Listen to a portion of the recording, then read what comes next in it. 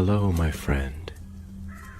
The world of magic, filled with legends and ancient tales, is opening its gates once again.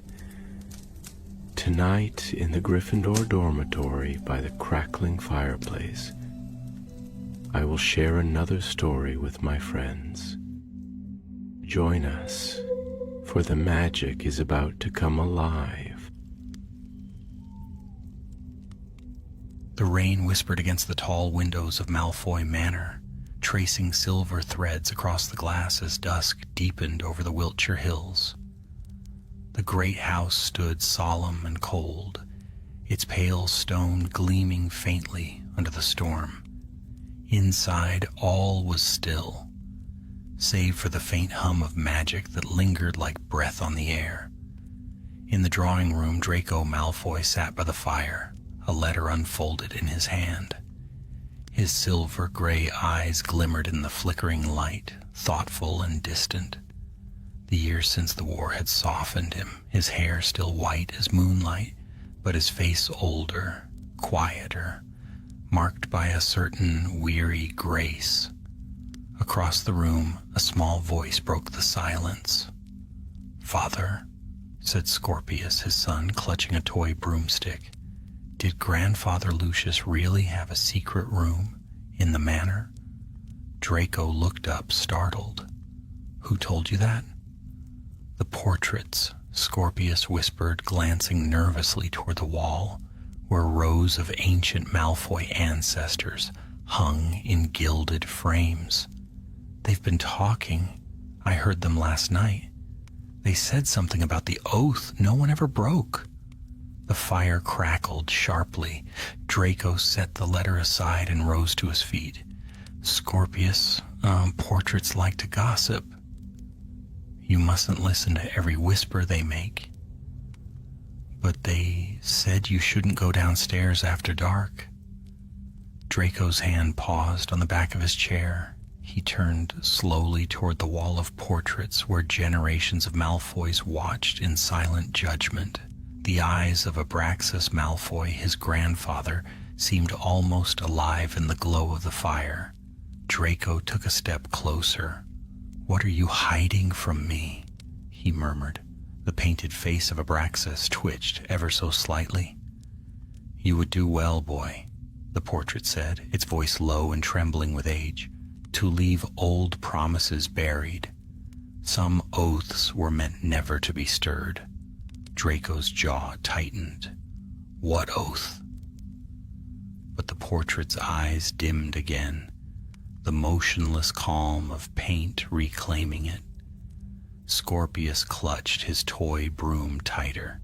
"Father, what if they're warning us?" Draco turned, his expression softening. "Go to bed, Scorpius. I'll look into it." The boy hesitated, then nodded, padding quietly from the room. When the door clicked shut, Draco remained still for a long moment, listening to the wind moan through the high corridors of the manor. Then, without another word, he crossed to the far wall. He pressed his hand against the carved wooden panel beneath the portraits. An old family crest etched into its surface, a serpent entwined with a falcon. With a faint hum, the wood rippled beneath his palm, and a seam appeared where none had been. "Apertum secreta," he whispered. A click sounded. The panel slid aside, revealing a narrow staircase spiraling downward into darkness. The air that rose from below was cold and ancient, thick with the scent of damp stone and something older, something that whispered of forgotten spells. Draco took up his wand. "Lumos." A soft light bloomed at the tip, casting silver glow upon the walls as he descended. The steps creaked beneath his boots. He had never seen this passage before, though he'd lived in the manor his whole life. His father had spoken often of family honor, legacy, and duty, but never of this. At the bottom, the staircase opened into a small, circular chamber. The walls were carved with runes, the floor set with a dark marble circle veined in silver. In the center stood an iron vault bound in silver bands, its lock shaped like the Malfoy crest. Upon it were etched Latin words he had never noticed in any family record: Juramentum intactum, potentia abscondita, oath unbroken, power unseen. A chill crept through him. He reached out, tracing the letters with his fingers. The metal pulsed faintly beneath his touch, alive with old magic. Draco. The whisper came from nowhere and everywhere. He spun around, wand raised. The chamber was empty. Who's there? No reply. Only a faint tremor in the vault's surface, as if something within had stirred at the sound of his voice. He stepped back, unease prickling down his spine. For the first time in years, Draco Malfoy felt the shadow of true fear. He climbed back up, sealing the door behind him, but the whisper followed him in the silence of the halls. That night, he could not sleep. He lay awake, listening to the restless wind, the creak of portraits shifting in their frames, the distant echoes of the manor breathing like something alive. And deep beneath the house, in the chamber of silver and stone, the vault gave a soft, metallic sigh, as though something inside had begun to wake. The next morning, sunlight broke through the clouds for the first time in days, but the warmth that filled the manor could not touch the chill in Draco's heart. He found Scorpius at breakfast, his small face pale and tired. "Did you sleep, Father?" the boy asked. "Not much." Draco forced a faint smile. "Tell me, Scorpius, did the portrait say anything else last night?" The boy frowned, thinking. "Just one thing. They said the oath isn't broken yet. They said you're the one who has to keep it." Draco froze, his cup halfway to his lips. "Me?" Scorpius nodded solemnly. "They said the son must seal what the father could not." The cup slipped from Draco's hand and shattered upon the floor. Far away in the Ministry of Magic, a silver quill scratched a name across a case file newly reopened after decades of silence. The heading read, "Malfoy Family Oath, Restricted Archives, Class, Ancient Magical Contract." And beneath it, in Hermione Granger's neat handwriting, the note, "Possible breach detected. Recommend investigation." Outside, the morning wind carried the faintest echo from the hills, a whisper only the manor could hear. The oath no one ever broke has begun to stir again. The following evening fell quiet and heavy upon Malfoy Manor, as though the house itself were holding its breath. A pale mist crept across the grounds, wrapping the hedges and fountains in ghostly veils. Inside, the firelight flickered weakly, throwing long shadows that swayed and twisted like living things along the marble floors. Draco sat in his study, the old case file Hermione had sent resting before him.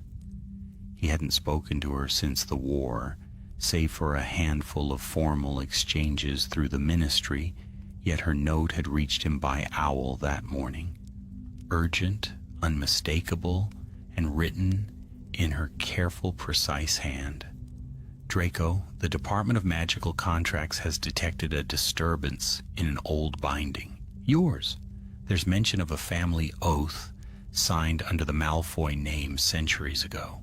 If anything in your estate has changed recently, tell me at once. These bindings are not easily broken. H. Granger." Draco had spent the day wandering the manor, searching for anything his father might have left behind, a clue, a journal, a warning. But Lucius had been thorough in his secrecy. Every book on the shelves, every drawer and hidden compartment yielded nothing but dust. Nothing except one thing: an old signet ring found at the bottom of his father's writing desk, its crest worn, nearly smooth by time. Now, as he turned the ring in his fingers, he saw faint words carved along the inside. Custos Codicis Argentis, guardian of the Argent Codex. He'd never heard the phrase before, yet it stirred something within him, an echo of a memory half forgotten. His father's voice, stern and quiet, when Draco had been a boy. Promise me, Draco, never open what is sealed beneath.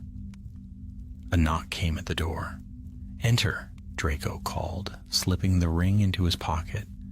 The door opened and a witch stepped in, her robes damp from the rain. Her bushy brown hair was pulled back, and her wand was held at her side, though her eyes were sharp and alert. "Good evening, Malfoy," said Hermione Granger, her tone polite but cautious. "You didn't answer my owl. I took the liberty of coming myself."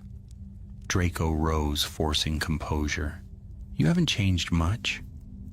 "And you've learned to make tea, I hope," she replied dryly. For a fleeting moment, a shadow of their old rivalry flickered between them, but only briefly. Draco gestured to a chair. "Sit. There's something you should see." He led her to the far wall, where the wooden panel still bore the faint outline of the serpent and falcon crest. Hermione raised an eyebrow. "Hidden passage? You expected less?" With a quiet word, Draco opened the seal again. The air that rose from below was cold and damp, and Hermione's expression changed instantly. "There's dark magic here," she said softly. "Old magic." They descended together, their wands casting twin orbs of light that danced along the stone walls. When they reached the chamber, Hermione's breath caught at the sight of the vault. "Merlin's beard," she whispered. "That's no ordinary binding. These runes, look, these are from the age of Morgana herself." Draco frowned. "You mean it's older than the Malfoy line?" "Possibly," Hermione murmured, tracing the air above the symbols. "But if your ancestor bound his name to this, the oath could still hold power through blood." Her words echoed through the chamber like a warning bell. Draco approached the vault again, the Latin letters gleaming faintly. Oath unbroken, power unseen. "The vault, it responds to me," he said quietly. "When I touched it, I heard a voice." Hermione's gaze snapped to him. "A voice?" "Yes, it said my name." She straightened, her face grave.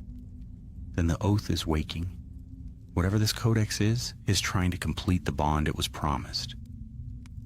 Before Draco could reply, a sudden tremor shuddered through the stone floor. The vault gave a dull, echoing sound, as though struck from within. Both raised their wands instinctively. "Something's moving inside," Hermione whispered. A sliver of silver light leaked through the seams of the lock, shimmering like liquid moonlight. The vault's surface pulsed once, twice, and then went still again. "Don't touch it," Hermione warned. "If it's bound by a blood oath, it may react to your magic." Draco nodded, his jaw tight. "I'll seal this place again." But even as he spoke, the lock clicked softly of its own accord, as if acknowledging the promise.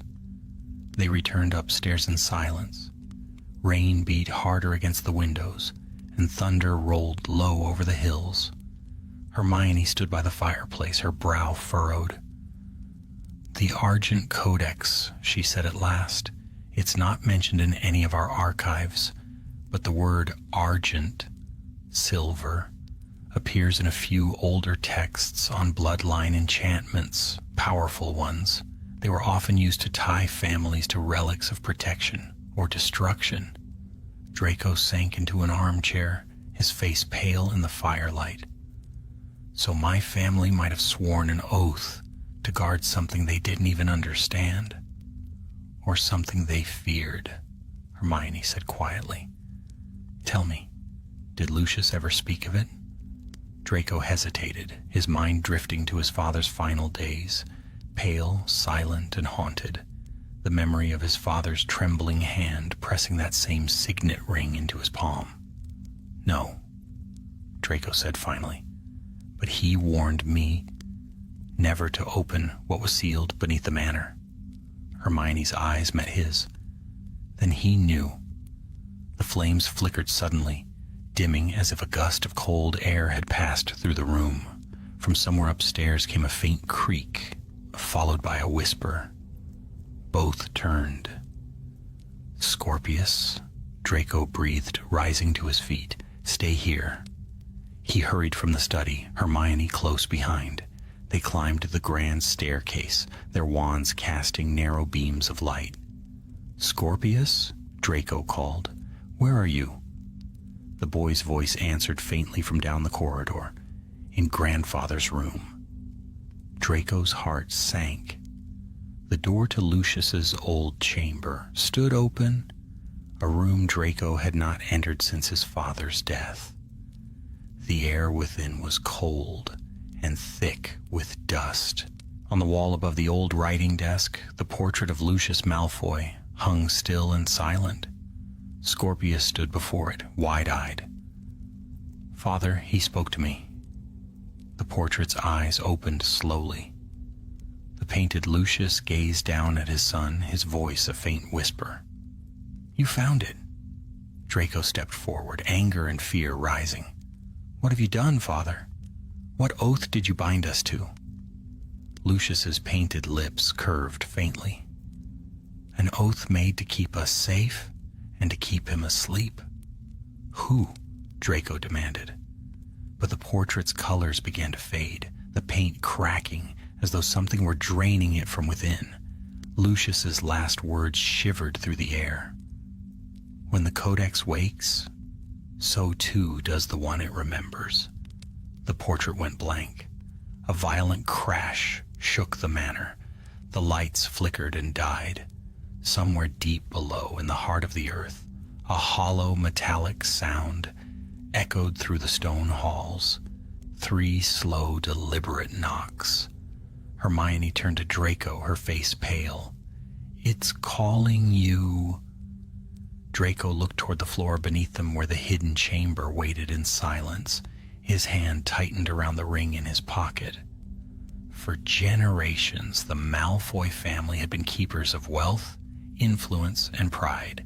But now Draco understood. They had also been keepers of something far more dangerous. A promise that no one had ever broken. And now it was demanding to be kept. The storm that night was fiercer than any Wiltshire had seen in years.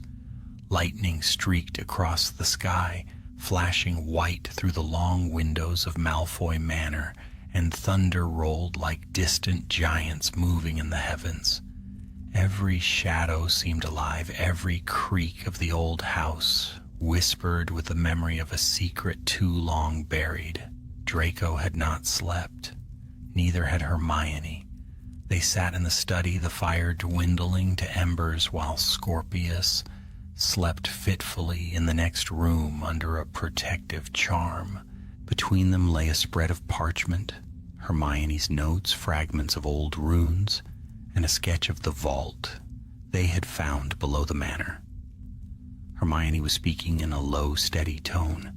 Every magical contract of that age required a binding word, a blood signature. If your ancestor swore to guard the Codex, it would pass from one heir to the next, by inheritance, not by choice.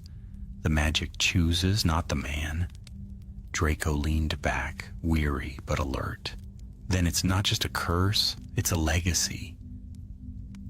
Exactly, and legacies can be redeemed or destroyed. The question is which this one was meant to be. A flicker of lightning lit her face, pale and sharp in the sudden flash. "There's something else," she continued. "I traced the phrase Custos Codicis Argentis, guardian of the Argent Codex. It appears only once in a record from the early 16th century. The account mentions a wizard named Septimus Malfoy, a court magician under the reign of Henry VII. It says he swore an oath to protect a book of silver light taken from the ruins of an ancient fortress. Draco frowned. What fortress? Nurmengard. He looked up sharply. Grindelwald's prison? Before it was his, Hermione said. The ruins themselves are far older. Some say it was built on the foundations of a stronghold once belonging to Morgana's disciples. If Septimus Malfoy found something there, something powerful enough to require an oath binding his entire bloodline. She paused, her expression grave. Then it might not be a relic of Grindelwald's age at all. It could be something much older and darker. Draco stood and paced the room. Then we go to Nurmengard. Hermione's brow creased. You're not serious. It's been closed for years. The Ministry forbade anyone to enter after the collapse. Then we don't ask permission. She stared at him, but there was no defiance in his tone, only determination. You think you can end the oath by finding the Codex's origin? I think I can't protect my son if I don't, Draco said quietly. Whatever is waking beneath this house, it wants me, and if I fall, it will call for him next. Hermione said nothing for a long moment, then she nodded. All right, we'll leave at dawn. They rose before the sun. The sky was pale with the color of ashes, and mist clung to the trees as they prepared to depart. Scorpius stood by the carriage steps, eyes wide with worry. Father, where are you going? Draco knelt before him, brushing a hand through his hair. To find the truth about our family. I'll be back before nightfall. Scorpius hesitated. Will the voices stop then? Draco froze. Voices? The boy nodded. From the walls. They whisper in the night now. They say the seal is thinning. Draco's blood turned cold. He forced a calm smile. That's why I'm going, Scorpius, to make sure it stops forever. Hermione touched his shoulder. Draco, we need to go. They apparated to the Austrian Alps, where the jagged peaks pierced the clouds and the ruins of Nurmengard rose like the bones of some ancient creature. The air there was sharp and silent. Snow lay deep against the broken walls, and the iron gates of the fortress hung twisted and half buried in ice. Hermione's wand burned faintly with blue light. It's worse than I thought. The wards here aren't just broken, they were drained. Something drew power from this place. They stepped through the shattered gates, their footsteps muffled by snow. Within, the old prison's corridors were black and echoing, carved with runes that still shimmered faintly with old enchantments. As they moved deeper inside, Draco felt a pull, subtle, magnetic, tugging at the signet ring in his pocket. He drew it out, and the silver band glowed softly, as if answering some unseen call. Hermione's eyes widened. It's reacting. The Codex is near. They followed the glow down a narrow stair into the lowest depths of the fortress. There, at the end of a frost-bitten corridor, they found a massive stone door carved with the same Latin phrase that had marked the vault in Malfoy Manor. Juramentum intactum, potentia abscondita. Draco pressed his hand to the center of the door. The ring flared in his palm, and the stone shifted, parting slowly with a low groan. Beyond lay a chamber lit by its own cold light. Shelves of shattered books lined the walls, their pages scattered to dust, and in the center, on a pedestal of dark glass, rested a single silver-bound tome, the Argent Codex. It pulsed faintly, breathing with an inner glow, like something alive. Draco approached slowly, heart pounding.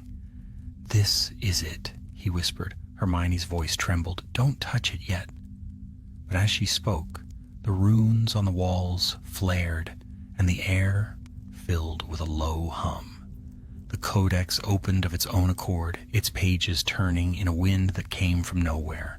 The words upon them shimmered like quicksilver, forming and reforming in patterns too fast for the eye to follow. A voice filled the chamber, deep, resonant, and ancient. "Guardian, you have come at last." Draco froze. "Who speaks?" "The keeper of the oath, the one who bound your line to me." Hermione's wand arm shook. "Draco, back away." "The Malfoys swore to protect me," the voice continued, "to guard what I contain. Yet your fathers grew proud and sought to destroy me. Only the son who accepts the oath freely may end it." Draco stepped closer. "And if I refuse?" The air trembled with a dark laugh. "Then your bloodline ends. The oath was never broken, Malfoy. It was only forgotten. You will remember it, or your son will bear it next." The codex snapped shut, and the chamber fell silent. Only the echo of the voice lingered, like smoke after flame. Hermione grabbed Draco's arm. "We have to leave, now!" They fled up the stairs as the walls began to shake. Cracks split the stone, snow and ice tumbling from the ceiling. The fortress groaned like a dying beast. Outside, the morning light had turned gray and cold. They apparated just as the entrance collapsed behind them in a roar of falling stone. Draco stumbled to his knees in the snow, breathing hard. The signet ring still glowed faintly in his hand. Hermione looked at him with fear and pity. "It knows your name now." He stared out at the mountains, the wind howling across the peaks. Somewhere beneath the ruins, something vast had stirred awake, something his ancestors had sworn never to free. And deep within the silver codex, words began to burn anew upon its pages, unseen by any human eye. "The last heir returns. The oath shall be fulfilled." They returned to England under a low and restless sky. The air over Wiltshire smelled of rain again, and clouds massed thick above the trees, black as ink. As Draco and Hermione apparated before the wrought iron gates of Malfoy Manor, the familiar grounds seemed altered, as though some quiet presence was watching from behind every hedge and shadow. The moment they crossed the threshold, the manor shuddered. The chandeliers trembled in their chains, the portraits whispered in agitation. Draco could hear his ancestors murmuring in half-forgotten Latin, their painted faces pale with unease. The magic of the oath, once dormant, now pulsed through every stone. Scorpius came running from the stairs. "Father," the voices got louder. "They said you found it." Draco caught him by the shoulder, steadying him. "Listen to me, Scorpius. No matter what you hear, you mustn't go near the lower halls. Promise me." The boy nodded, eyes wide.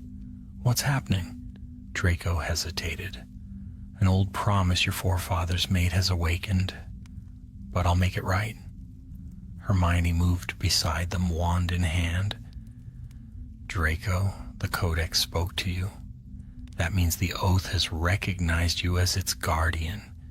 You're bound to it now, body and magic alike. You can't simply close the vault and hope it sleeps again."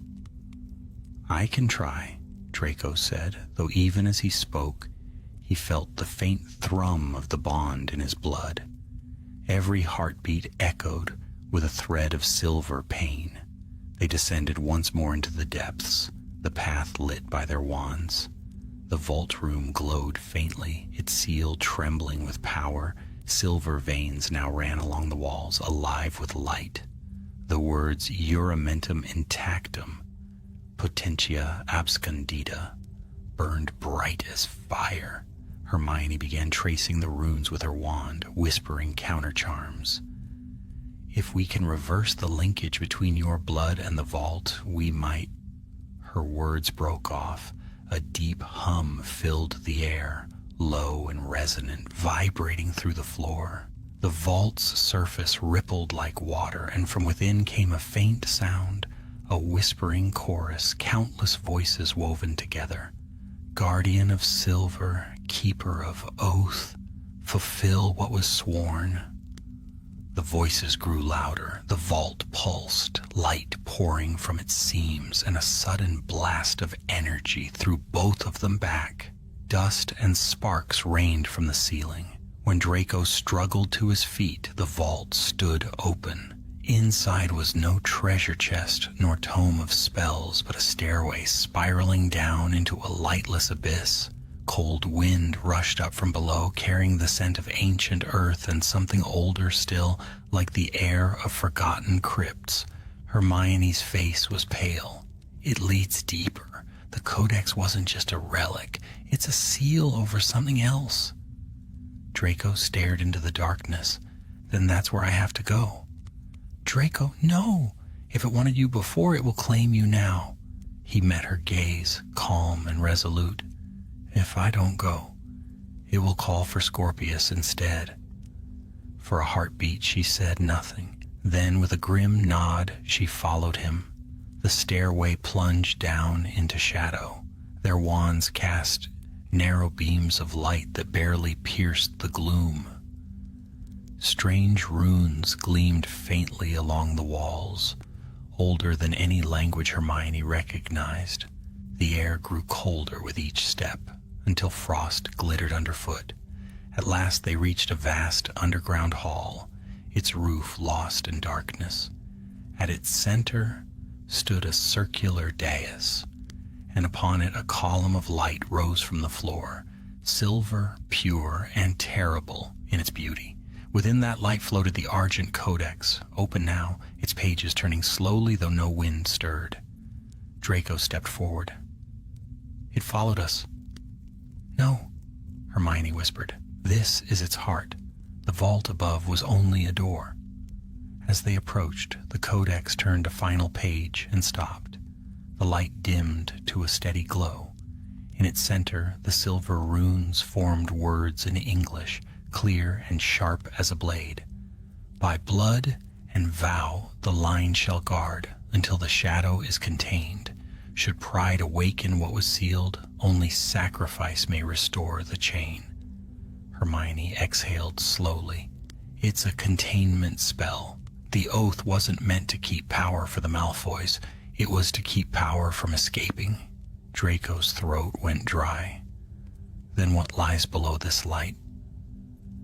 Even as he spoke, the air shivered. From beneath the dais came a deep, hollow beat, like a distant heartbeat. The ground trembled, dust sifting down from the unseen ceiling. The voice from Nurmengard returned, now louder, echoing through every stone. Guardian, you have wakened the Keeper's tomb. The chain weakens. Complete the vow or release what was bound. The silver light flickered violently, spreading cracks of radiance across the floor. Hermione grabbed Draco's arm. It's reacting to you. If you don't act now, the seal will break completely. Draco drew the signet ring, its inner inscription gleaming. Then tell me what to do. Reinforce the vow, she said quickly. The oath passes through the blood. If you bind yourself willingly, offer your own magic as the seal, it might close again. But once done, it cannot be undone. He understood at once. The vault had demanded not power but loyalty.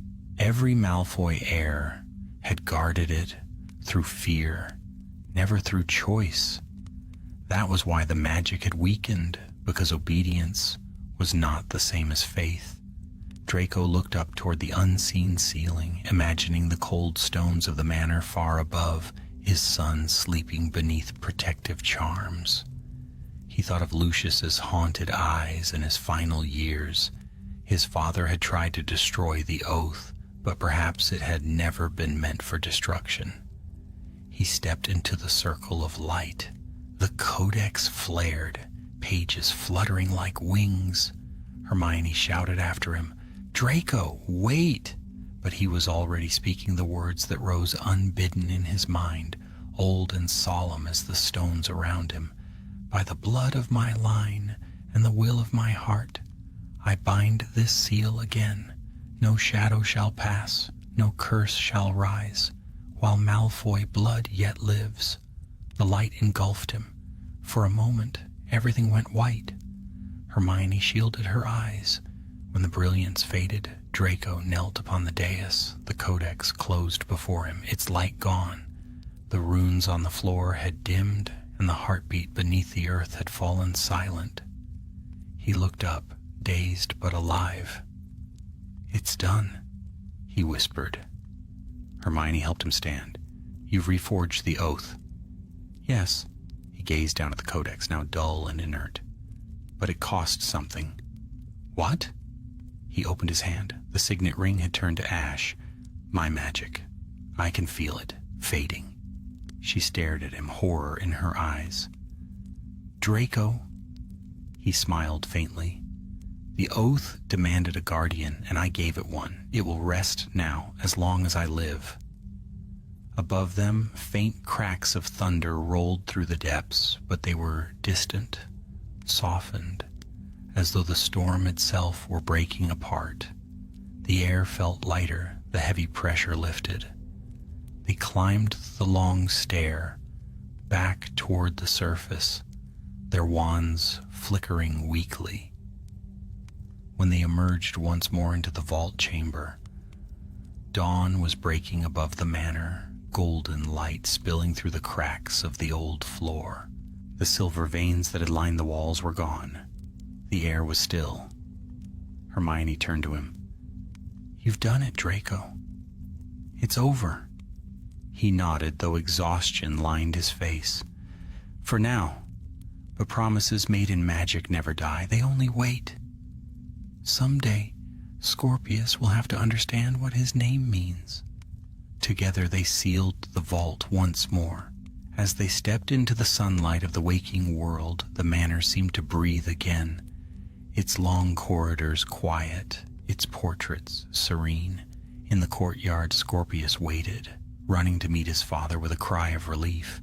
Draco knelt and embraced him tightly. "Is it gone?" the boy whispered. "Yes," Draco said softly, though deep within he felt the faint hum of the codex like a heartbeat in his veins. The oath is at peace. Far below in the sealed chamber, the argent codex rested in silence. Yet on its final page, written in silver fire that no mortal eye could see, the words glimmered faintly. "The guardian stands. The line endures." And the ancient magic of the Malfoy bloodline slept once more, unbroken and unforgotten. Autumn came early to Wiltshire that year. The leaves turned gold before their time, and the air carried the faint chill of something ancient, finally at rest. For a while, peace lingered over Malfoy Manor.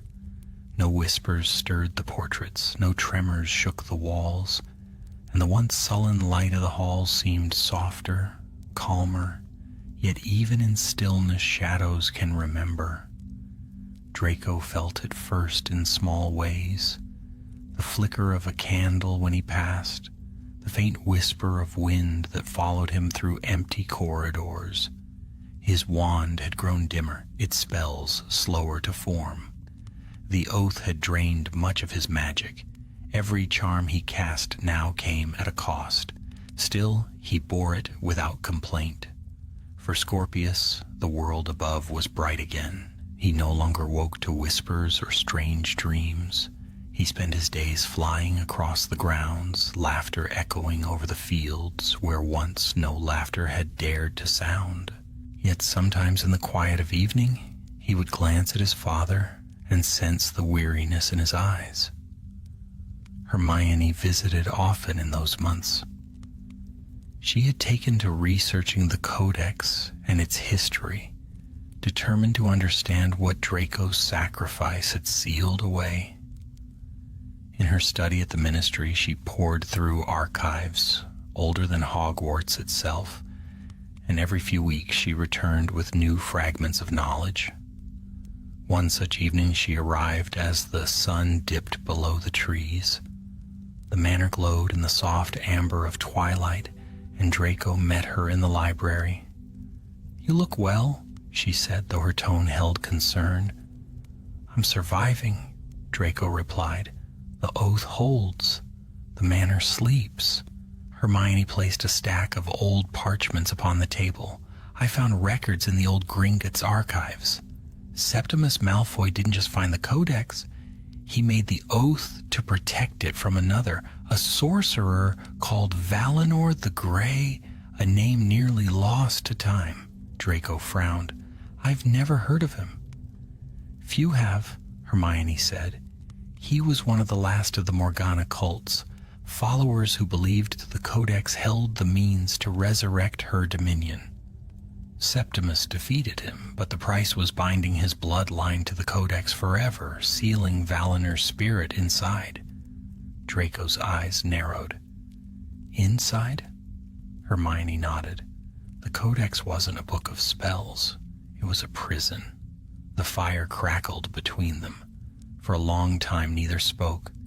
At last Draco murmured, "Then the oath I renewed didn't just seal magic, it sealed him." Hermione met his gaze. "Yes. And if that's true, you may be carrying the last thread of that binding inside you now." Draco leaned back, pale and silent. A faint wind stirred the room, whispering through the shelves. One candle went out. Another flickered. "Then he's not gone," Draco said softly. "Only sleeping inside me." Hermione reached across the table, voice steady, though her hand trembled. "You're stronger than whatever darkness lingers in that magic. The oath chose you because you were willing to protect, not to rule." He almost smiled. "That sounds like something Potter would say."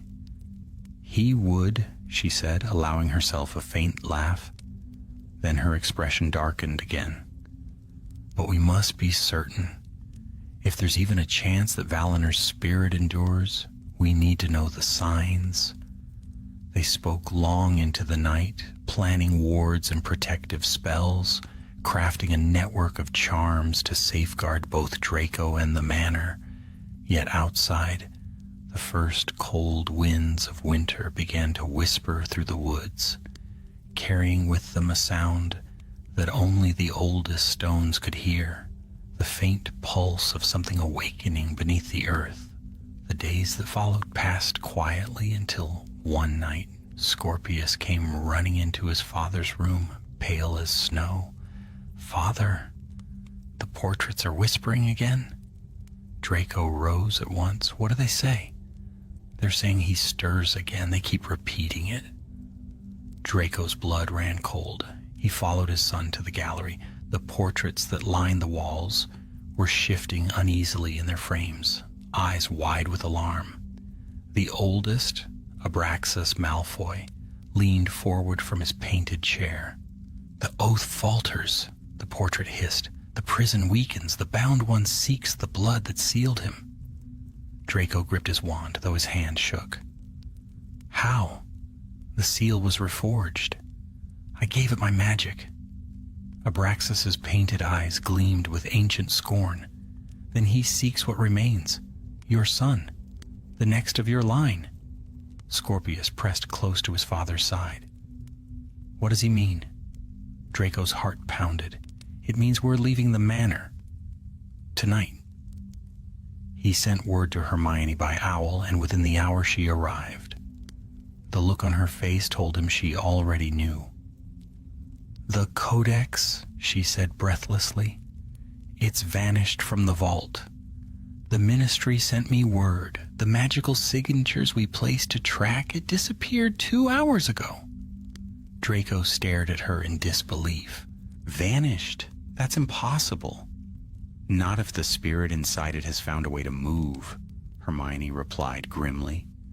"Draco, Valinor's not just energy, he's consciousness. He could use the bond between you and the codex. to reform himself. Then we must destroy it, Draco said. Hermione shook her head. You can't. To destroy it would destroy you, and Scorpius after you. It's bound by blood. The only way to end it is to transfer the oath, to free your line by passing the burden to another willing guardian. Draco went still. You mean, someone must take my place? Yes, Hermione said, but the transfer ritual is forbidden for a reason. If the new guardian's heart falters even for a moment, the spirit could take them instead. Thunder boomed over the manor, wind tore through the shutters, scattering parchment across the room. Scorpius clung to his father's robes as the portraits cried out in fear. And then, from somewhere deep below the house came a voice, low, whispering, terrible. You kept your promise, Draco Malfoy. Now keep your blood. The lights went out. The floor trembled beneath them. Hermione shouted a spell, and a sphere of light burst from her wand. In its glow, they saw the air shimmer with silver mist, forming the faint outline of a figure, tall, cloaked, with eyes like molten steel. Valinor, Hermione breathed. Draco stepped forward, wand raised, though his power felt faint, slipping through his grasp. You can't have him. The figure's voice was like wind through stone. It is not your son I seek. It is the power you stole when you renewed the oath. You carry my magic within you, and I will reclaim it. Hermione cast a binding charm, but the spell scattered like smoke. Valinor laughed softly.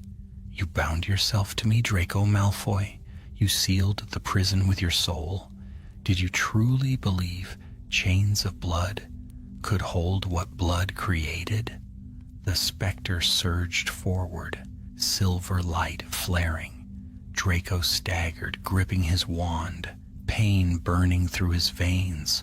Hermione shouted another incantation, a wall of fire rising between them, but the spirit's form passed through flame as though through mist.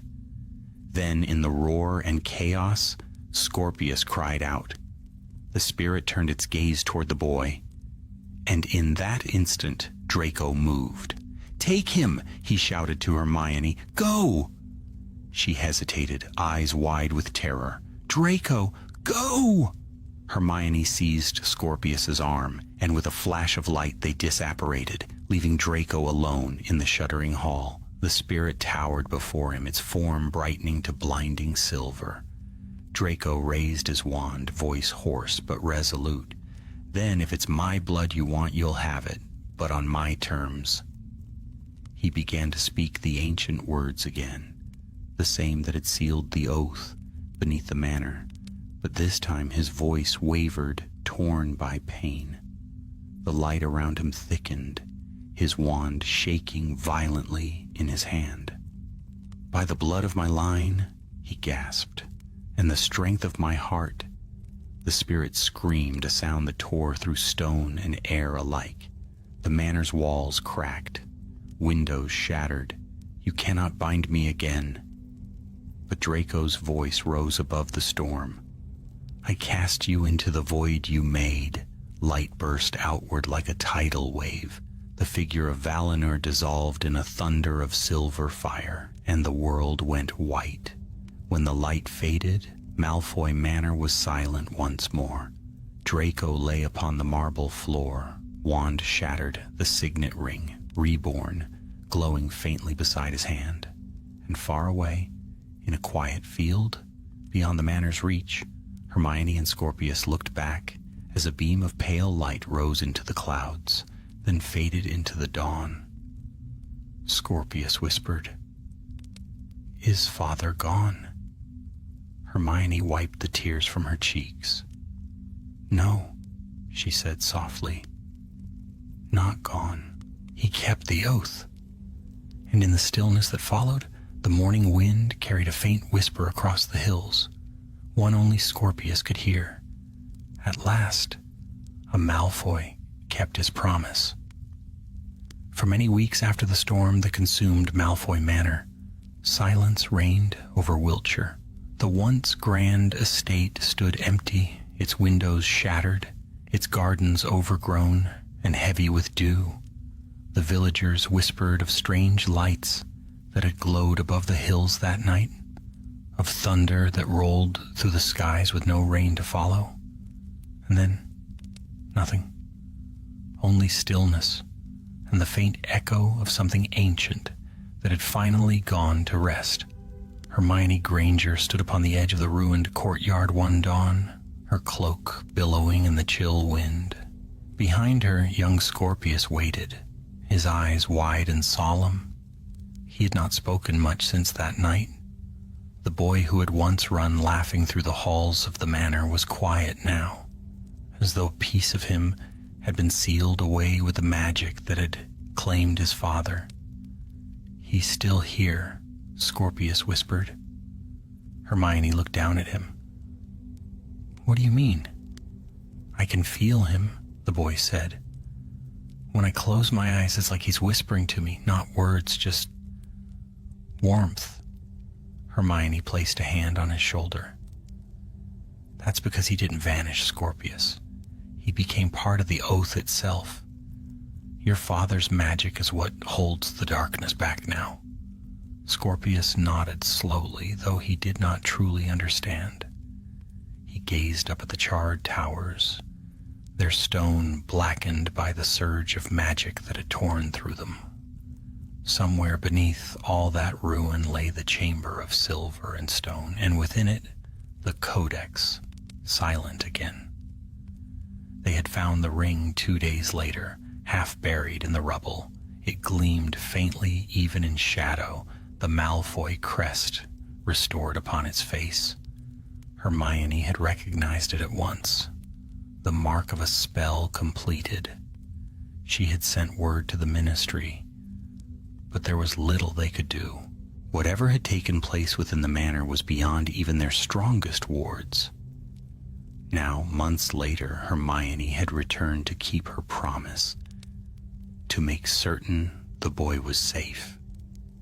She had arranged for him to live at a quiet home on the outskirts of Devon, near the sea, where the winds were gentle and no whispers haunted the halls. But before they left, Scorpius had insisted on one last visit to the manor. They stepped through the cracked doorway, their footsteps echoing faintly through the vast hollow corridors. Dust drifted like mist in the slanting light. The portraits that once whispered warnings now hung silent, their painted eyes closed, as though in mourning. Scorpius paused before one, Abraxas Malfoy. The old patriarch's face was turned away, his expression softer than Draco had ever remembered it. "They're not talking anymore," the boy said. "No," Hermione replied. "The oath has been fulfilled. There's no need for fear now." They descended toward what remained of the vault chamber, the secret panel still open to her touch, though the passage beyond was half collapsed. Cold air drifted up from the depths, carrying with it the faint scent of rain on stone. At the bottom of the stair, the vault itself still stood, but changed. The serpent and falcon crest had faded, and the Latin words carved across its surface had transformed. Where once it had read, "Oath unbroken, power unseen," now it bore new words, soft and faint.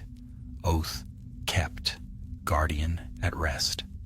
Hermione traced the letters with her fingertips. "He did it," she whispered. "He truly did it." Scorpius knelt beside the vault, small hands brushing the cold metal. "Can I talk to him?"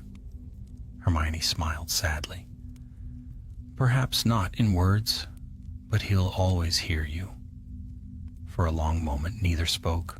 Only the quiet hum of distant magic filled the air, the pulse of an ancient spell now peaceful in its slumber.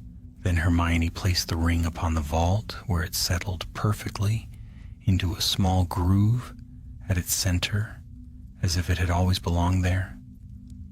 "Let it rest," she murmured. let it all rest. They left the chamber and the manor behind. The gates closed behind them with a final creak, vines already curling over the iron. And as they walked down the long path toward the misted fields, the first rays of morning broke across the horizon. Years passed. The ruins of Malfoy Manor were reclaimed by ivy and time. The ministry declared the land off limits, though few ever ventured near. Some nights, villagers claimed to see a faint silver light glowing in the windows, but when they approached, it vanished like mist. Scorpius grew in peace. Under Hermione's guardianship, he attended Hogwarts, quiet but brilliant, with the calm of one who had glimpsed something greater than fear. He excelled in ancient runes and defense against the dark arts, though he never spoke of the night his father vanished. Yet on certain evenings, when the moonlight shimmered over the lake, he would take out a small, silver-bound book, the only relic he had kept from the ruins. Its pages were blank, save for one inscription written in a script of faint silver flame. "The Guardian stands. The line endures." He never showed it to anyone. One autumn evening near the end of his 6th year, Scorpius awoke to a strange sensation, a warmth pulsing against his chest where the book rested. He rose quietly, dressed, and slipped from the Slytherin dormitory. The corridors were empty, the castle asleep. He followed the pulse of light through the silent halls, down staircases that seemed to shift before him, until he reached the entrance to the courtyard. The moon hung low and bright. The book in his hand glowed softly. And then, without a sound, a voice spoke. Quiet, steady, unmistakably his father's. "Scorpius." The boy froze. "Father? You are safe, my son. The oath holds, but the world will always need those who guard rather than seek to rule. Promise me you'll remember that." Tears welled in Scorpius's eyes. "I will, Father. I promise." The light faded gently and the voice was gone.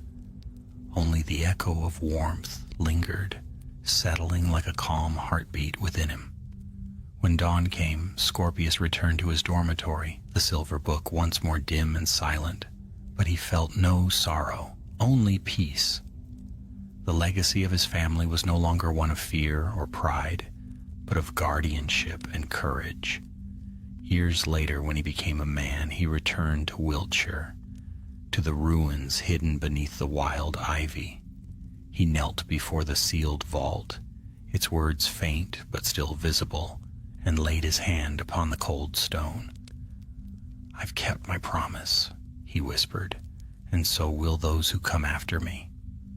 A faint shimmer of light spread beneath his hand, as if the vault itself remembered. Then it faded once more into stillness. Above, the wind swept across the fields, stirring the grass like waves upon the sea. The first snow of winter began to fall, dusting the old stones white, and from deep beneath the earth came the quietest murmur, almost like a sigh. The guardian rests, but the blood remembers. And so the oath endured, silent, eternal, a promise carried not in chains or curses, but in the hearts of those who had learned that true power was not in the keeping of magic, but in the keeping of one's word. In the end, the Malfoy name no longer stood for pride or darkness. It stood for the promise one man had kept, and the peace his son would carry into a new world, one where even the oldest oaths could find redemption beneath the light of dawn. The snows of that winter lay deep upon the Wiltshire hills, blanketing the ruins of Malfoy Manor in white silence. The towers that still stood caught the weak sunlight and cast long blue shadows over the frozen gardens. To the villagers who passed at a distance, it seemed a place both sorrowful and sacred. They called it the sleeping house. For in the stillness of the night, the wind that drifted through its broken windows seemed to whisper, not howl. It had been nearly 10 years since that final night, the night Draco Malfoy gave himself to the oath. In those years, the world of wizards and witches had changed again. Peace, though fragile, had deepened its roots. Scorpius had grown to manhood, taller, quieter, and possessed of that same gray-eyed thoughtfulness that had marked his father. Though many knew him by name, few truly understood what legacy he carried in his blood.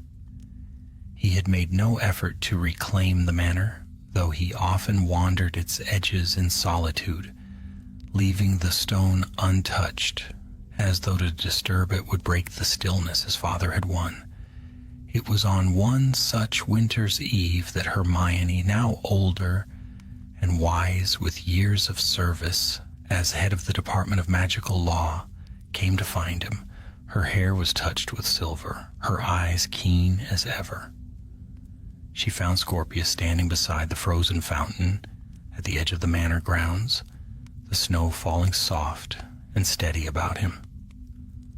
"You never stray far from this place," she said quietly. He smiled faintly without turning. "It doesn't let me." Hermione stepped beside him, the hem of her cloak brushing the snow. "Do you still hear him?" "Sometimes," Scorpius said. "Not as a voice anymore, more like a feeling. When the wind moves a certain way or when I cast certain charms, I sense it like warmth or memory. It isn't haunting, it's presence." Hermione studied him. "The Codex has been silent for a decade. The Ministry still keeps wards around the site. But you should know, strange disturbances have begun again in the old records, runes rewriting themselves, spells vanishing from our archives. It may be nothing, but it began the same way once before." Scorpius looked toward the broken outline of the manor. "If the oath stirs again, it's not the same magic it once was. I can feel it. It's weaker, but restless." "The bloodline connection remains," Hermione said. "If anything has changed, it will answer to you." "I've spent my life trying to honor what he gave," Scorpius said softly. "Sometimes I wonder if Father truly ended the darkness, or only turned its face away for a while." Hermione placed a hand on his shoulder. "Every seal, every promise, eventually meets its test again. The question is not whether it will rise, but who will stand when it does." A gust of wind swept across the fields, scattering the snow in glittering spirals. From far off came the faint toll of a church bell, muffled and distant. Scorpius lifted his head. For an instant he thought he heard something, faint and low, like the hum of distant thunder beneath the ground. Then it was gone.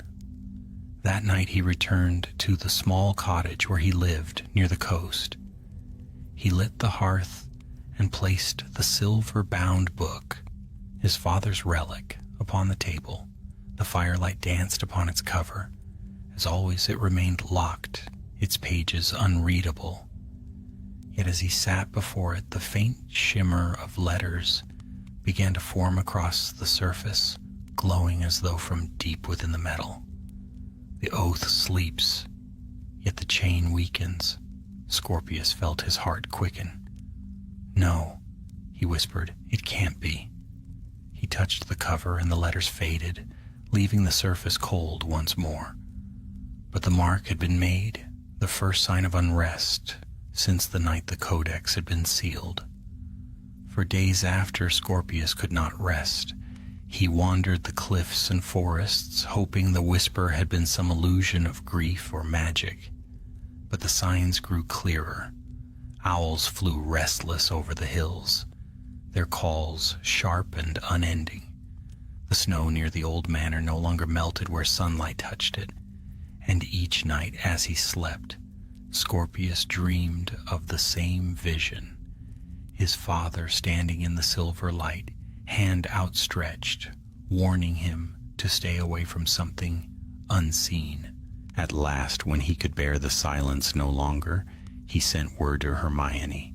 Within a day she arrived at his cottage. He met her at the door, pale and weary. "It's starting again," he said simply. She nodded grimly. "I feared it might. I've seen runes like the ones from the Codex reappearing in texts across Europe. The old wards, every spell tied to containment magic, seems to tremble. It's as if something deep beneath the earth is drawing strength." Scorpius drew a deep breath. "Then I have to return to the vault." Hermione hesitated. "Draco sealed it with his life. If you open it, then I'll find out what he left unfinished." They traveled together through the night. The path to the ruins was thick with snow, the wind howling between the barren trees. When they reached the gates, Hermione raised her wand, murmuring an unlocking charm. The iron creaked open reluctantly, as if the land itself wished to keep them away. Inside, the halls were dark and cold. The portraits were gone now, their frames empty, yet the air felt heavy with memory. Scorpius led the way to the hidden passage beneath the grand stair. The wood still bore the faint pattern of the serpent and falcon, though much of it had faded. He touched it, whispering the words his father once had, "Apertum secreta." The panel opened with a sigh, revealing the narrow stair. A dim silver light glimmered below. Hermione's breath caught. It shouldn't still be active. They descended slowly. The air grew colder, but the light grew brighter, pulsing faintly as though from a living heart. At the bottom, the vault awaited them, unchanged, yet unmistakably awake. Its surface rippled with slow waves of light, and the words upon it had changed again. "The Guardian's blood calls the chain anew." Scorpius stepped forward. "Father." The light flared, bathing the chamber in silver radiance. And then, from within the vault, a faint voice, his father's voice, spoke. "Scorpius, you must not open it." Hermione gasped. The sound was soft, but real. "The seal is breaking from without," the voice continued. "Something seeks to undo what we bound. It is not my magic. It is another's. An heir of Valinor lives." Scorpius's blood ran cold. "An heir?" "He was not alone in his craft," the voice said faintly. "And now his shadow has found a new vessel. Promise me, Scorpius. You will guard, not seek." The light flickered, dimmed, and the voice was gone. Hermione turned to him. "If that's true, if a descendant of Valinor lives, then your father's sacrifice may have delayed, not destroyed, the darkness." Scorpius looked at the vault, jaw set. "Then I'll do what he did. I'll keep the oath." The silver light brightened once more, pulsing softly, as if in approval. The air trembled, and then the vault stilled again, its glow fading to a quiet gleam. They left the chamber in silence, sealing the passage behind them. Above ground, the wind had died, and the snow fell gently, soundless and clean. As they stood beneath the gray dawn, Hermione looked to him. "What will you do now?" Scorpius gazed toward the horizon. "The oath began as a burden. Perhaps now it can be a promise, not of fear, but of guardianship. If the darkness rises again, I'll be ready. This time the Malfoy name will stand for protection." And as they turned to leave the sleeping house behind, the faintest shimmer of silver light passed through the windows, as though some unseen presence watched and approved.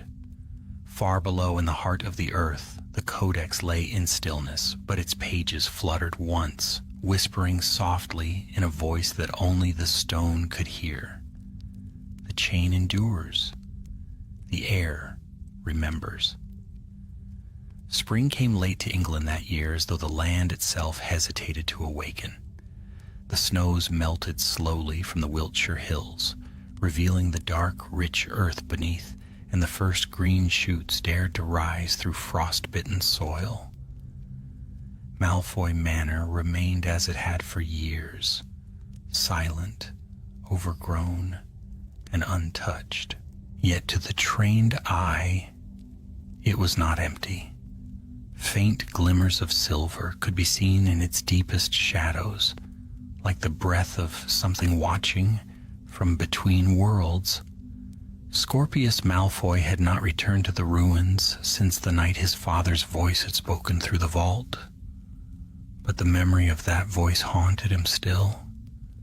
Its echo seemed to follow him through the quiet of his new life in Devon, through every whispered gust of wind and ripple of moonlight upon water.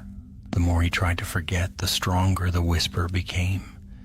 Hermione kept in contact, though her letters had grown infrequent. Her duties at the ministry had become burdensome. Strange magical surges were being reported across Europe. Relics, long thought dormant, awakening without warning. It was as though the old world, bound and forgotten since the age of Grindelwald, was stirring again. One evening Scorpius sat alone by the fire, the silver-bound book resting on the table before him. Its pages had been blank for years, yet tonight, as the flames danced low, faint writing shimmered once more across the metal cover. The air of shadow awakens. The seal weakens. Scorpius rose so quickly his chair toppled behind him. The message burned bright for only a moment before fading to nothing. He stared at the cold metal, heart pounding. The words could mean only one thing. The bloodline of Valinor had survived. The following day, Scorpius left for London. He went straight to Hermione's office at the ministry, where scrolls and parchments were strewn across her desk in organized chaos. She looked up as he entered, her expression grave, as though she had been expecting him. "You've seen it too," she said before he could speak. Scorpius nodded. "The message appeared last night." Hermione pushed aside a stack of papers and handed him a folded parchment sealed with the ministry crest. 2 nights ago, a vault in the Department of Mysteries opened itself. Inside was a relic, a fragment of something that matches the Codex's magical signature. It bore the same markings of Valinor's order. We believe someone awakened it deliberately. "Who?" Scorpius demanded. Hermione sighed.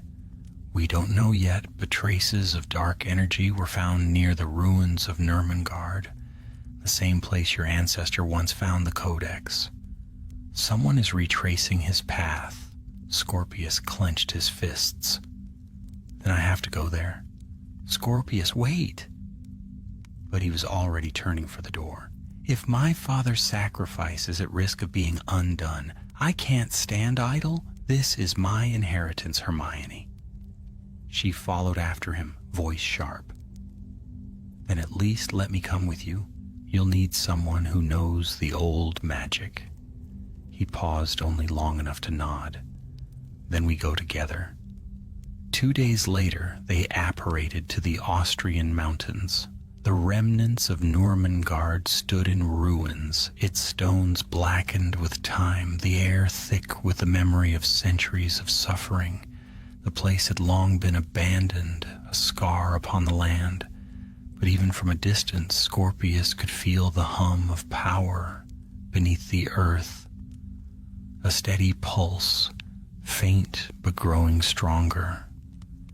They entered the ruins through the broken gates. their wands casting pale light. Snow still clung to the inner halls, glimmering faintly in the dark. The chamber where the codex had once been found was almost untouched, as though time had avoided it. Scorpius knelt beside the shattered pedestal at the room's center. The surface was scorched, yet faint runes still glowed beneath his touch. "It's here," he murmured. "I can feel the same magic that lives in the vault beneath my home." Hermione joined him, eyes narrowing as she traced the symbols. "These runes are different. Look, the central one's inverted. Someone's altered the binding." Before Scorpius could respond, the air grew suddenly heavy. A faint vibration ran through the floor, followed by a whisper, low and cold, like breath, drawn through a grave. "Blood calls to blood, heir of silver. You cannot keep what is mine." Scorpius rose, wand in hand. "Show yourself." From the far end of the chamber, a figure emerged from the shadows. Cloaked in black and silver, the stranger moved with the slow grace of one utterly confident in their power. Their face was half hidden beneath a hood, but when they spoke, the voice was smooth and sure, filled with quiet menace. "So the line of guardians lives still. I wondered how long it would take for you to come." Hermione stepped forward. "Who are you?" The stranger lowered their hood. A man, young, though his eyes burned with age, far older than his body, pale, sharp-featured, with hair as dark as obsidian. "My name is Calum Valinor," he said. "The blood of the Bound One flows in me. My ancestor was robbed of his dominion by your line. I have come to reclaim it." Scorpius's wand did not waver. "The oath sealed your ancestor's spirit forever. You cannot break what was forged in blood." Calum smiled faintly. "Can I not? The oath bound the spirit to your father's magic, and through your blood, his power still breathes. I need only unmake what he gave. When the last thread of his line yields, the prison will open, and Valinor will rise anew." Hermione raised her wand, shouting a protective charm, but Calum merely lifted his hand. Shadows surged from the walls, twisting into serpents of smoke that coiled around her spell and devoured it. Scorpius struck next, a flash of blue light erupting from his wand. The spell struck true, but the figure dissolved into mist, reforming behind him. Calum's laughter echoed through the chamber, low and cold. "You fight with courage, heir of silver, but you have not yet learned what your blood can do." He reached out, and before Scorpius could move, pain flared through his veins. Silver light burst from his chest, threads of magic pulling outward as though drawn from the marrow of his soul. Hermione cried out and tried to shield him, but the force hurled them both back. Scorpius fell hard against the stone. The light subsided, leaving him gasping. Calum stood above him, eyes gleaming. "You are the key, not the guardian," he said. "Through you, the door will open again. I will take back what was promised to my blood." Then, as suddenly as he had appeared, Calum vanished in a whirl of shadow, leaving only silence and the faint echo of his laughter. Hermione knelt beside Scorpius, her face pale. "Are you hurt?" He shook his head weakly. "No, but I felt him inside me, like he was trying to tear something free." She helped him to his feet. "Then we have little time. If he unlocks the connection, he could draw out your father's magic and release Valinor's spirit with it." Scorpius steadied himself, resolve hardening in his gaze. "Then I'll stop him. I'll finish what Father began." As they left the ruins, the last light of day faded from the mountains. Behind them, in the shattered halls of Nurmengard, the runes began to glow with a deep crimson light. The air shuddered once, and the first whisper of the ancient darkness stirred again, rising from beneath the stones, faint but unmistakable. The blood returns, the seal shall break. And though Scorpius did not look back, the faint pulse of silver beneath his skin told him the truth he had feared most. The oath was awakening once more, and this time it would not be satisfied with silence. The journey back from the ruins of Nurmengard was long and silent. Storm clouds hung low over the mountains, dragging mist across the valleys like the folds of a shroud. Hermione kept glancing at Scorpius, worry shadowing her sharp features. The young man's face was pale, his gaze distant, as though the mountains themselves whispered secrets only he could hear. When they reached the safety of a small inn on the outskirts of Salzburg, Hermione finally broke the silence. "You should rest," she said. Scorpius shook his head. "I can't. He's still there. In me. Every time I close my eyes, I feel him pulling at something deep inside, like he's trying to claim the bond my father forged." Hermione sat opposite him, spreading a map of old magical sites across the table.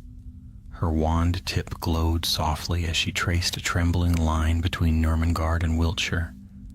Calum Valinor can't summon the spirit alone. He needs a conduit, someone who carries the oath. That means you. He'll come for you, Scorpius. "I know," he said quietly, "and I'll be ready."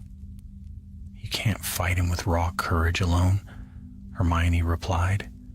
"Draco's sacrifice may have sealed the original oath, but its power still runs through your blood. If Calum taps into that magic, he could free his ancestor, and you'd die in the process." Scorpius's eyes met hers, gray and steady. "Then I must learn to use it before he does." Hermione hesitated, then drew from her cloak a small, worn parchment. The ink upon it shimmered faintly silver. "This is the only known reference to the Arcanum Custodii, the hidden ritual your ancestor used to bind the Codex. If we can uncover its full form, we may be able to strengthen the oath or reforge it entirely in your name." Scorpius studied the parchment, its symbols intricate and ancient. "Where does this lead?" Hermione tapped a point on the map. "An abbey in the Scottish Highlands. It predates Hogwarts by centuries. The monks who lived there guarded magical relics long before the Statute of Secrecy. If anyone recorded the original oath, it would be there." "Then that's where we go." They traveled north through snow and sleet, their path marked by silence and the occasional flash of Scorpius's unease. At night, he dreamt of silver fire and shadows twisting beneath the earth, of his father standing in a storm of light, whispering words he could never quite remember upon waking. After 2 days' journey, they reached the ruins of the abbey. The structure lay half buried in frost, its spires broken, its doors sealed by enchantment. Hermione raised her wand. "Alohomora Antiqua," she whispered. The runes upon the gate flared once, then dissolved into mist. Inside, the air was cold and heavy. Faded murals adorned the walls, depictions of angels and serpents, their colors long dulled by time. Scorpius's steps echoed through the vast hall until they reached the altar. There, beneath layers of dust, a stone pedestal bore the same symbol that had adorned the Malfoy vault, the serpent and falcon entwined. "It's the same crest," Hermione breathed. "This place was part of the original pact." Scorpius knelt and brushed the dust from an inscription carved in Latin. "Sanguine custoditur cord mane." Guarded by blood, sustained by heart, Hermione translated softly. It's the heart that powers the oath, the choice, not the command. Draco's sacrifice changed the magic itself. Before she could speak again, the ground trembled. A wind rose from nowhere, swirling through the ruins, scattering parchment and dust. A whisper filled the air, cold, sharp, unmistakable. You cannot hide from your blood. Air of silver. Scorpius spun around. At the far end of the hall, Calum Valinor stepped from the shadows, his cloak billowing like smoke. His eyes glimmered silver and black, and the air warped around him, shimmering with raw, hungry power. "Run!" Hermione shouted, hurling a spell toward him. The air exploded with blue light, but Calum raised his hand and absorbed the magic into his palm, twisting it into darkness. "You fight like your father," he said coldly, "but you lack his strength." Scorpius raised his wand, fury igniting behind his calm eyes. "You'll never have what he died to protect." Calum smiled. "Won't I?" He flung out his arm and the shadows coiled like serpents. They struck, slamming Scorpius backward against the stone wall. Hermione shouted a counter curse, her wand blazing, but Calum merely laughed. "You think to fight me with borrowed light? You, who serve an oath forged in fear?" "Not fear," Hermione hissed. "Choice." She drove her wand into the floor, and light erupted from the runes, forming a circle around them. Scorpius staggered to his feet as the glow spread, forming a barrier between them and their foe. Calum sneered. "You think you can bind me here? This place was ours long before your ministry scribes learned to wield their petty charms." The ground cracked beneath his feet, and black fire surged upward. The walls groaned as centuries-old magic awakened, answering to a bloodline that had never truly died. Hermione's barrier flickered. "Scorpius, the oath. It's reacting to him. You must speak the vow again. Only your blood can command it." "I don't know the words," he shouted over the roar. "You do," she said fiercely. "They're in you, in your father's sacrifice. Remember." Scorpius closed his eyes, his heart hammering. Somewhere deep within, beneath the fear and the pain, he heard a voice. The voice he had known as a child. "By the blood of my line and the will of my heart, I bind this seal again." He whispered it, then louder, the words rising from his soul. Silver light burst from his wand, weaving through the darkness like threads of moonlight. Calum cried out as the light struck him, the shadows around him twisting violently. "No," he roared, "you cannot cage what was born from eternity." But Scorpius did not falter. He raised his wand high, and his father's words came again, clear and sure.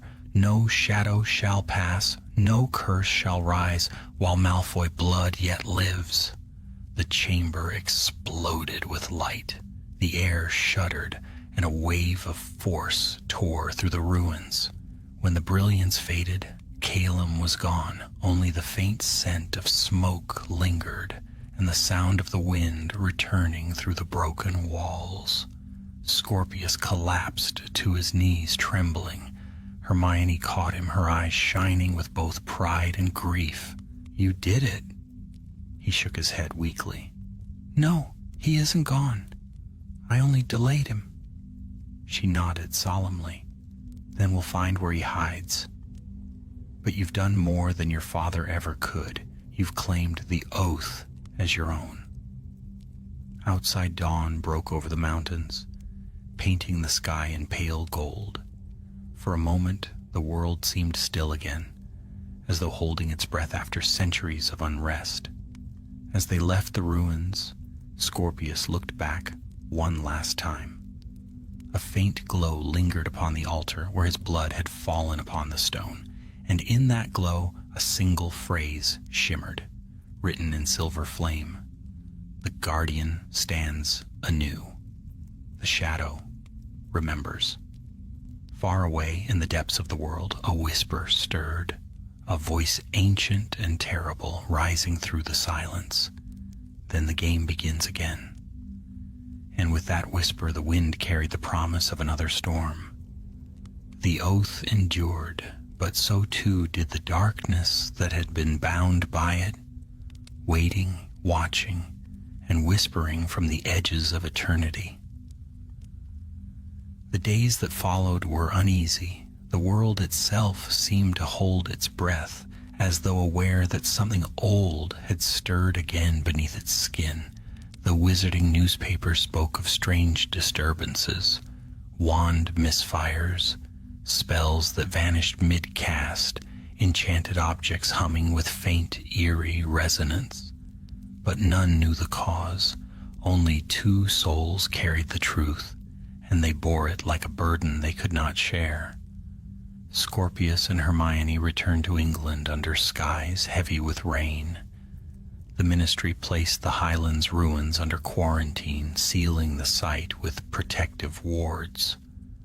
But Scorpius knew the danger was not gone. In his dreams, he still saw the face of Calum Valinor, his eyes bright with malice and purpose. Each night, the same words echoed in his mind. The game begins again. At dawn, he sat by the window of his small cottage overlooking the sea. The silver book, his father's codex, lay before him, pulsing faintly with light. He had long since ceased to fear it. It was, in some quiet way, his only connection to Draco. The oath still lived within him, its power both comfort and warning. When the first knock came, he already knew who it was. Hermione entered without waiting for invitation, her cloak wet with rain, her expression grim. "They found something," she said. "In the Department of Mysteries, a relic that shouldn't exist. A shard of the original codex. It bears Valinor's sigil." Scorpius rose. "Then he's moving faster than we thought." Hermione set a sealed scroll upon the table. "Worse, the ministry can't contain it. Every wizard who's tried to study the shard has fallen ill, drained of magic. It's feeding on power, gathering strength. Then we destroy it." "We can't," Hermione said quietly. "Every attempt rebounds. The energy binds itself to bloodlines, just as the Codex did. Calum must be using it to reopen the link your father sealed." Scorpius's gaze darkened. "He means to awaken Valinor fully." "Yes," she said, "and if he does, no oath, no guardian will stop him. The Codex will become a doorway, not a prison." He closed the book and took up his wand. "Then we find him before he finds it." Their search led them across England, from the fog-drenched cliffs of Dover to the ancient forests of Wales, where whispers of dark gatherings drifted through the wizarding underworld. But wherever they went, they were too late. Each site they reached bore signs of Calum's passage, drained runes, smoldering stone, and the faint scent of silver smoke. He was drawing from the earth itself, feeding the slumbering shadow of his ancestor. At last, their pursuit brought them to Wiltshire, the one place Scorpius had hoped never to see again. Malfoy Manor stood as a ruin still, its walls cracked, its gates entwined with ivy. But tonight, it glowed faintly with a light that was not its own. The air shimmered above it, alive with a power that hummed against the skin like static. "He's here," Hermione whispered. Scorpius nodded. "Of course he is. The oath was forged here. It must also end here." They stepped through the gates. The earth trembled beneath their feet, and the wind moaned low through the broken towers. Inside, the once grand hall was filled with swirling silver mist. At its center stood Calum Valinor, his cloak billowing as though in a wind that touched no one else. Before him hovered the fragment of the codex, a shard of radiant silver, pulsing in time with the rhythm of his heart. "So the heir returns," Calum said, turning toward them. "I was beginning to wonder if courage had withered in your blood." Scorpius lifted his wand, but Calum only smiled. "You cannot strike me, boy. Not here. This place belongs to your father's magic and mine. The oath you bear is bound to me as surely as to him." Hermione raised her wand beside Scorpius. "Whatever you're planning, it ends now." Calum's eyes glimmered. "Ends? No, Granger. This is the beginning. The oath is not eternal. It is merely sleeping. The blood that forged it is also the key to its undoing. And tonight, I will wake what your precious Draco bound." The shard pulsed, growing brighter until the air shimmered with heat. The floor beneath them cracked, and from the fissures rose a deep hum, the same sound Draco had once heard beneath the earth. Hermione shouted a warding spell, but Calum's power broke it like glass. Shadows coiled around her, forcing her back. Scorpius advanced alone, his wand blazing with silver fire. "You think darkness makes you strong," he said, voice steady. "But you don't understand the magic you wield. My father's oath wasn't forged from fear. It was forged from love." Calum's laughter was low and bitter. "Love is the frailest spell of all." "Then let's test it." Scorpius thrust his wand forward. A beam of silver light shot from its tip, striking the shard. Calum tried to counter, but the magic that met him was unlike anything he had ever known, pure, bright, and alive with the will of generations. The light filled the hall, wrapping the fragment in blazing fire. Calum screamed, "You fool! You can't destroy it. Your blood fuels it."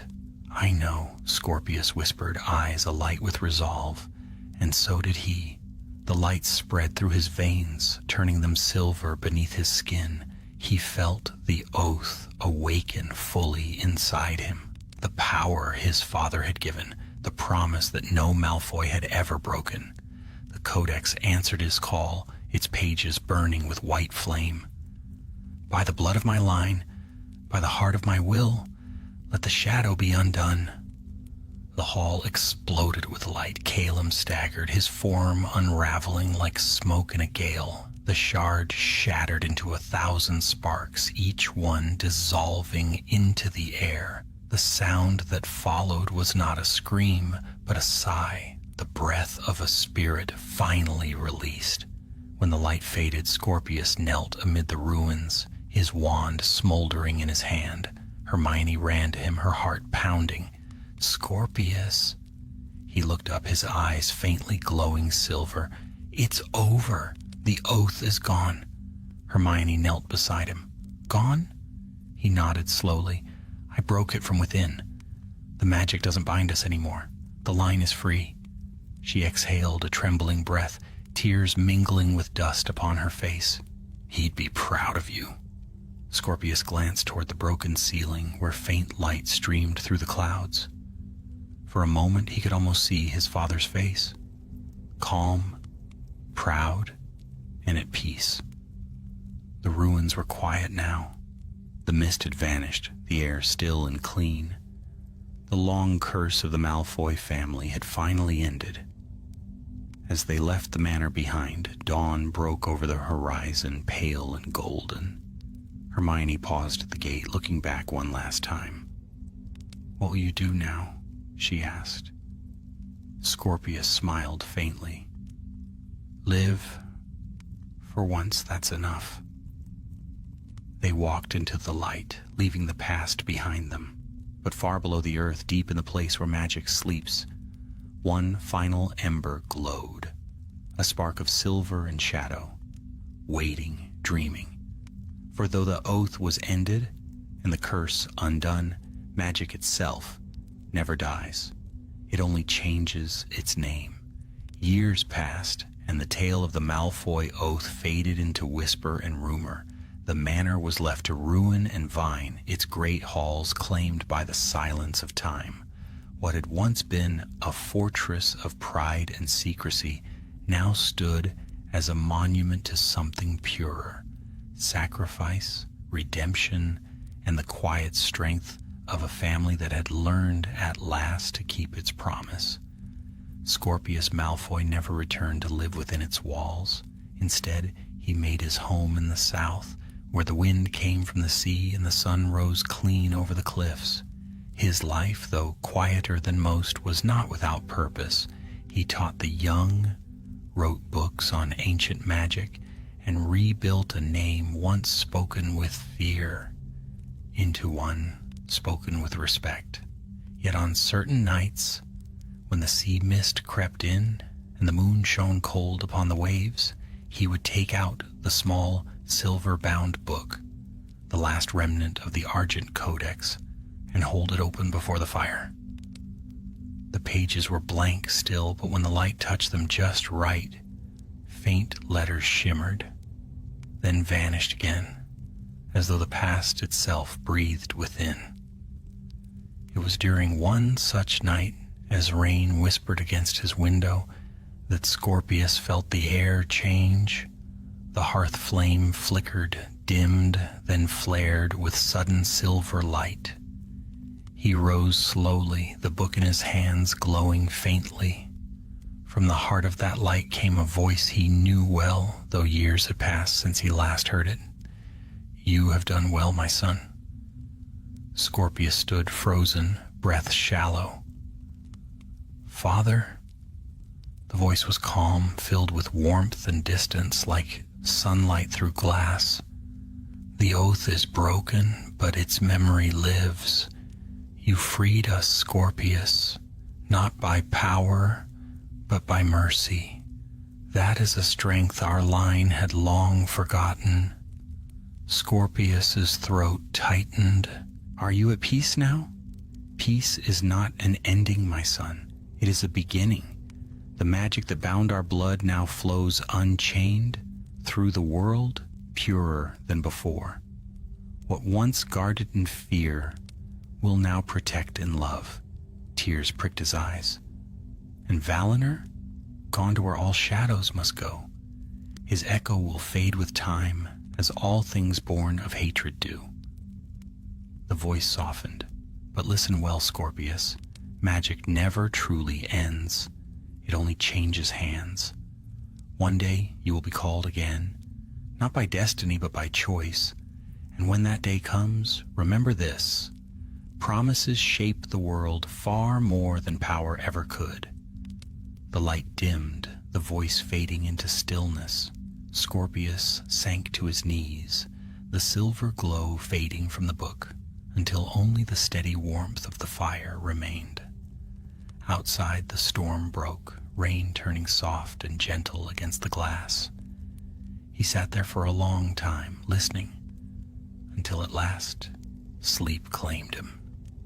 When morning came, the sea was calm and pale beneath the light of dawn. On his desk lay the book, its cover cool beneath his fingers. For the first time since his father's passing, a single line of text had appeared upon its front page, written in delicate strokes of silver fire: "To guard, to heal, to remember." Scorpius traced the words with his hand. They shimmered once, then faded into the page. He understood then that the Codex was no longer a prison, but a mirror, showing the heart of the one who held it. In the months that followed, Scorpius devoted himself to teaching at Hogwarts. He became known not only for his mastery of runes and magical theory, but for the quiet compassion that underpinned every lesson. The students spoke often of his calm demeanor, the way his wand work seemed effortless, and the silver shimmer that sometimes followed his spells like moonlight in motion. Hermione, now headmistress, watched him from time to time with quiet pride. She saw in him the courage of his father, tempered by something gentler, something stronger, "Your family story," she said once as they stood upon the castle battlements, "will outlast every legend, not because it was grand, but because it was human." Scorpius smiled faintly. "I only kept his promise." Hermione shook her head. "No, you became it."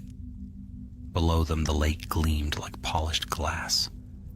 The world had changed much since the war, yet its ancient heart beat on, filled with both light and shadow.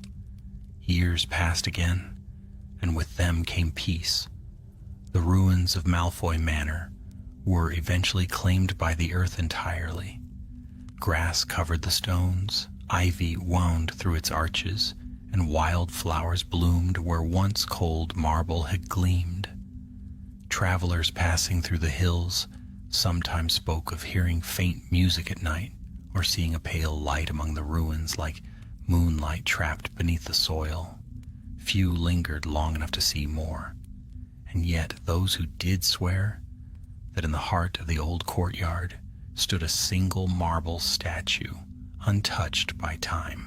It showed a man kneeling, one hand upon his heart, the other extended toward a book that floated before him, its pages open in eternal light.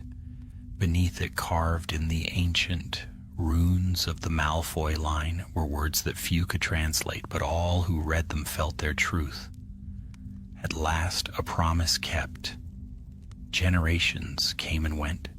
The wars of wizards became stories told by firelight, and the names of the fallen turned to legend. But somewhere, deep beneath the roots of Wiltshire, a gentle hum persisted, a soft, silver tone that resonated with the rhythm of the earth itself. It was not the Codex's prison, nor Valinor's curse, but the echo of the oath reborn. Its magic no longer guarded against darkness. It nurtured life, strengthened courage, and whispered to those who would one day need to remember. For in every age there are those who seek to control and those who choose to protect. The balance between the two is fragile, but as long as one heart remembers that promises are sacred, the world endures. And on the quietest nights, when moonlight falls through drifting clouds and the wind passes softly through the fields, a whisper still stirs the air, gentle, proud, and filled with peace. The guardian rests, the line endures. The tale of the Malfoys had come full circle, not of ambition nor pride, but of love and redemption. The oath that none had broken had found its truest end, not in the silence of death, but in the living promise of those who carried its light forward. And so the last page of the Codex closed at last, not with the weight of history, but with the quiet grace of fulfillment. The silver letters upon its cover glowed once, then dimmed forever, leaving behind only the faintest trace of warmth, the warmth